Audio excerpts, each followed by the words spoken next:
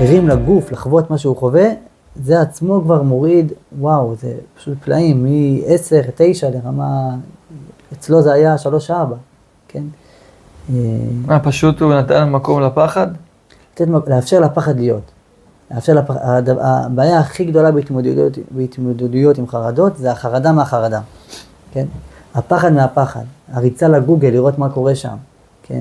הגיע אליי השבוע מישהו יש לו בעיה שכל פעם שיש לו איזשהו משהו, אז הוא רץ לגוגל והוא קורא את הגוגל והחרדה מוצפת. אדם מדהים, אדם שמתפקד, אדם שהוא מנהל בחברה שהוא נמצא, כן? ופשוט הפחד מהפחד משתק אותו, כן? אז תפקידנו כהורים, להגיד לילד מותר לך לפחד, ואם הוא רועד, אז מותר לך לרעוד. ואם הוא מרגיש שהוא הולך להיחנק, אז בסדר, בוא נרגיש את זה, נהיה איתו. אפשר לחבק אותו, אפשר להיות איתו, אבל המטרה היא להיות איתו במקום שהוא נמצא.